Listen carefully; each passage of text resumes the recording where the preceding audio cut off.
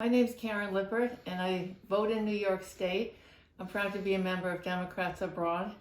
And I had an abortion, an illegal abortion, in 1964.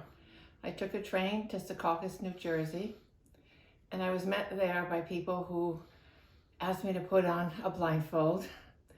And we went in a car, and we went to something that I think was like a strip mall or a motel or something. I didn't see the outside, obviously. They didn't want us to see the outside because we would be able to identify it to police or something like that, whatever. And so I went in and I went into a room, had to lie down, and my clothes off, and there were two people in the room wearing masks, medical masks, looking like a doctor and a nurse. And I'm lying there, and I realized that my parents don't know where I am because I didn't tell them. The person who was my boyfriend at the time didn't know exactly where I was because he had just dropped me off at the train station. And I was lying there thinking, if I die here, who's gonna know and who can find me? It was so terrifying because I didn't know where I was and I didn't know the people. When it was over, I was taken into another room, and there were a couple of other girls. We didn't call ourselves young women then, young women in the room. And we just sat there in complete stunned silence until they took us back to the train station individually. We weren't allowed to even talk to each other. And I went back from Secaucus to New York.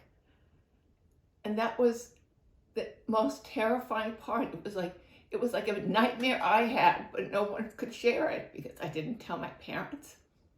I love my parents, but I didn't know what they would think or whether they would try to talk me out of it. And I was a sophomore in college, and I just did not want to be pregnant at this time in my life.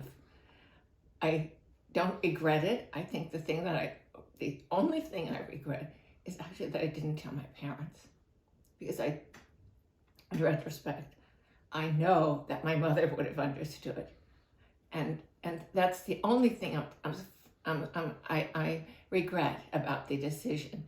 It's such an important decision. We have to be able to control our own lives, and I hope that in 2022, young women, especially young women, will go out and vote for the right to control their own bodies. Vote for the ERA, vote for yourself, vote for all the young women to come and protect your life and others, because it's so important, and it's a right we should all continue to have. Thank you. Help save reproductive rights. Vote for Democrats in the midterm elections in November. Overseas Americans can request an absentee ballot at votefromabroad.org. Americans in the U.S. can go to iwillvote.com to register to vote or to verify that you're still registered.